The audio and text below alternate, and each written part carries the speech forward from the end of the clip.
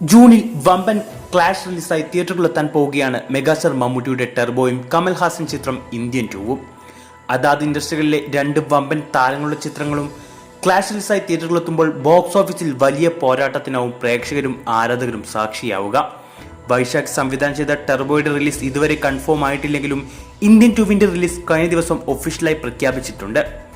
June 13-14 തീയതികളിലായി ഇരു ചിത്രങ്ങളും release ചെയ്യാനാണ് പ്ലാൻ.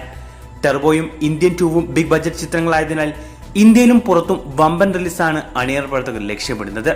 എന്നാൽ ഇരു സിനിമകളും ക്ലാഷ് റിലീസായി പുറത്തിറങ്ങുമ്പോൾ സ്ക്രീനുകളുടെ എണ്ണത്തിൽ വലിയ മാറ്റം തന്നെ പ്രകടമാകും. കേരളത്തിൽ വേഫാറ ഫിലിംസ് ആണ് ടെർബോ തിയേറ്ററുകളിൽ എത്തിക്കുന്നതെങ്കിൽ ഗോകുല മൂവീസ് ആണ് ഇന്ത്യൻ ടൂ വിതരണം ചെയ്യുന്നത്. അതുകൊണ്ട് തന്നെ കേരളത്തിൽ ഏത് ചിത്രത്തിനാവും കൂടുതൽ സ്ക്രീനുകൾ ലഭിക്കുക എന്ന് കണ്ടു തന്നെ അറിയണം. ഇരു സിനിമകളും ക്ലാഷ് റിലീസാണെന്ന് ഏകദേശം ഉറപ്പായതോടെ ടെർബോയുടെ റിലീസ് മാറ്റണമെന്നാണ് പലരുടെയും അഭിപ്രായം.